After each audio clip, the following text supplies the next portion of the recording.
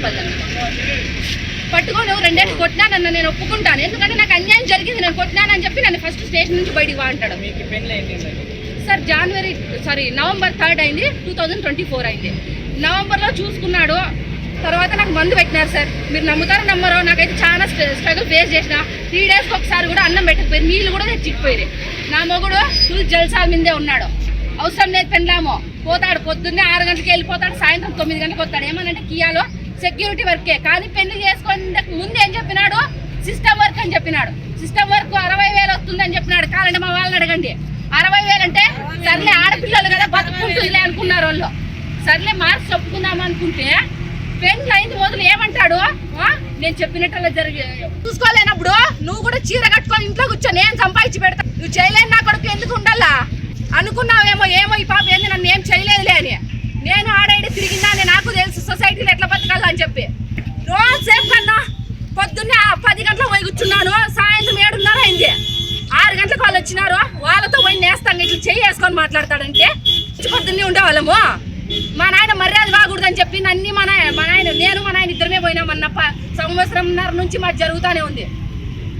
బంగారం అంతా ఎత్తుకుపోయినారు, చీరలన్నా పట్టు చీరలు కూడా ఎత్తుకుపోయినారు. రమ్మనండి వాడిని, లేదని చెప్పమనండి, తీసుకోలేదని చెప్పమనండి, మరి కాళ్ళ కింద దూరుతా నేను ఇప్పుడు. కానీ వాడు నేను ఇవన్నీ చెప్పుకోలేదు, మా నాయనకి చెప్పుకుంటే మర్యాద పోతుంది, వాళ్ళకి చెప్తే ఏమైపోతుందో. నాకు వాళ్ళు వీళ్ళు వచ్చి చెప్తాను, నాకు అసలు మనసు చలించిపోతా ఉంది.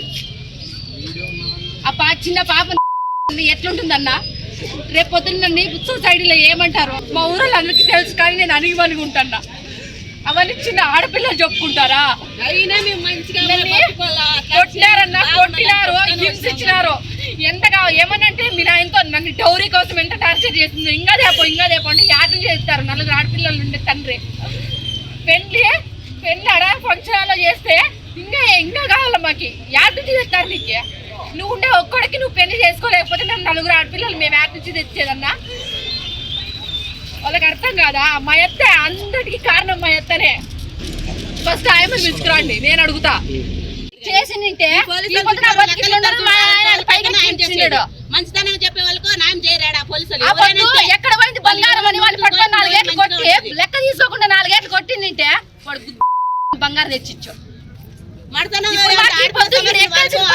ఉంటారు కదా వాళ్ళకి తెలియదు ఏమన్నా పోలీసు వాళ్ళకి. కానీ ఏ సన్న పిల్లల వాళ్ళు ఏమన్నా వాళ్ళు ఏటికేసుకోవాలి, అట్లా యూనిఫారం కూడా వేసుకోకూడదు. అట్లా వాళ్ళు వద్దు, చేయలేని వాళ్ళు వద్దు, మీ జాబులు వదిలేయండి. గవర్నమెంట్ వాళ్ళు ఎందుకు మీకు ఇస్తాండే? మాలాంటి వాళ్ళకి హెల్ప్ చేస్తారని మీరు బయటకు పోండి మాకేం తీటనా? మేము నిన్న ఆపొద్దు నేను అదే క్వశ్చన్ అడిగింటే మీ నాయన సొమ్ము ఇది గవర్నమెంట్ ప్రాపర్టీ, ఇది మమ్మల్ని నువ్వు మాకు హెల్ప్ చేస్తావని నీకు జాబ్ ఇచ్చింది. అది ఊరికనే ఎవరు కొల్లబెట్టరు నీకు డబ్బులు. ఫస్ట్ బయటికి వా అంటాడు మా ఆయన. నన్నే నేను రూల్స్ బట్టి అడుగుతానని చెప్పి ఫస్ట్ బయటికి వా అంటాడు. అడగకపోతే నీది ధీమా జరుగుతుంది కదా. ఆడ చేయలేదన్నా, కాదన్నా నేను చెప్పినాను. పోలీసులు లోపలికి పిలిపించినారు నన్ను. మా ఏమి నీది డిమాండ్స్ ఏమంటే, అన్న సార్ నా బంగారం నాకు ఇప్పియండి, నేను ఇప్పుడు రెడీగా ఉన్నా, ఇప్పుడు కావాలంటే ఇప్పుడు అడగండి, నేను ఇప్పుడు రెడీగా ఉన్నా డివోర్స్ అప్లై చేసేకి. ఎందుకంటే ఇద్దరికి దాన్ని ఎవరు కావాలని నెత్తి మీద వేసుకోరన్న, మాకు పడింది మేము వెళ్ళిస్తున్నాము. వద్దు నా బంగారం నా వస్తువులని నాకు తిరిగి ఇప్పియండి, ఇప్పుడు రెడీగా ఉన్నానని చెప్పినానన్నా. లేదన్నామనండి. వాడు పంచాయతీలో కూతుకుంటున్నాడు, నాకు నా పెన్నం కావాలంటాడు, మా మామ నా కాలు కావాలంటాడు. వాడు ఎట్లా పడితే అట్లా ముట్టుకుంటాడు. నా ఆడపిల్లలు మీ బిడ్డను ముట్టుకునేది ఉంటుందే, కోడలు నువ్వు రకం ముట్టుకుంటావా? ఏడ పడితే ఆడ ముట్టుకునేది మీ బిడ్డనా? నేను ఎట్లా పడితే అట్లా ముట్టుకుంటాడు వాడు. ఏంది ఇట్లా జరిగిందని మా అమ్మ దగ్గరికి పోతే, అమ్మయ్యా వద్దమ్మయ్యా నువ్వే అణిగిమని ఉండు, ఈ పొద్దున వాళ్ళు ముట్టుకున్నా కూడా నువ్వు నీ మీదకే తప్పేస్తారని చెప్పి నేను సైలెంట్గా అయిపోయా. వీళ్ళ దగ్గరికి వచ్చింది మొదలన్నా, వచ్చినా నుంచి తిప్పితేనే ఉండారు. కానీ 4 నెలలు పొద్దయింది. 4 నెలల పొద్దులో జనవరిలో తెప్పించినారు, లేదని చెప్పలేదు, సగం బంగారం తెప్పించినారు. మిగతా బంగారం ఏదంటే ఏమో మాకేం తెలుసు అంటే నేను ఎవరికన్నా ఇచ్చొచ్చినట్ట. ఫస్ట్ ఎల్లగొట్టినది వాడే, వెళ్ళిపోను ఫస్ట్ అన్నాడు. వెళ్ళిపోయినాక ఎక్కడ పోయిందో అని చెప్పి మా వాళ్ళందరికీ ఫోన్ చేసి వెళ్ళిపోయింది ఎక్కడో అంటే నేను అడిగిపోయింటాను. పంపించిన వాళ్ళు నువ్వే, మా వాళ్ళకి ఫోన్ చేసి నాకు సంబంధం లేదు అంటాడు. ఆడపిల్లలు పెట్టుకొని ఎట్లా సాదా మేము ఎట్లా బతకాలన్నా?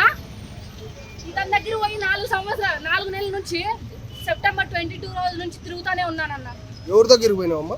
సార్ దగ్గరికి, పోలీస్ స్టేషన్ చుట్టూ తిరుగుతానే ఉన్నా. సార్ నాది ఇది సిచ్యువేషన్, నా భర్త వేరే వాళ్ళతో ఎఫ్ఐఆర్స్ ఉన్నాయి అని చెప్పిన సార్ నేను అది కూడా చెప్పిన సార్, విడాకులు నేను ఇస్తాను, నా బంగారం నాకు ఇప్పియండి అని చెప్పిన. విడాకులు కావాలనే వచ్చినాను సార్. చెప్పినారు సార్, ఒక నిమిషం అన్నా, కాదు నేనేం అడిగినాను సార్, మా బంగారం మాకు ఇప్పియండి అంటే 3 లక్షల వరకు ఉండే బంగారము ఫస్ట్ ఏమన్నారంటే 1 తులం ఇప్పిస్తామన్నారు మధ్యాహ్నము. ఎప్పుడు జనవరి 17th 1 తులం ఇప్పిస్తానన్నారు. 1 తులం అన్నా ఇప్పియాలా వద్దా? ఏమన్నారంటే పోయి 60,000కి వచ్చేసా. వాడు వచ్చి మాట్లాడిన మొగుడు 60,000కి వచ్చేసా. 60,000కి ఎట్లా వస్తాడు? 1 తులం బంగారమే 1,60,000 పోతా ఉంది. అట్లాంటిది 60,000 ఇప్పిస్తే మేము కనీసం మాకు 1/2 తులం కూడా రాదు. మేమేం చేయాలా? న్యాయం చేస్తారనే కదా వాళ్ళ దగ్గరికి వచ్చిండేది. మేము న్యాయం జరగలేదు, మాకు 60,000 ఇప్పిస్తాడంట. 60,000కి ఇప్పుడు తాలిపట్టు కూడా రాదు. బంగపోతనం రావాల వాళ్ళు.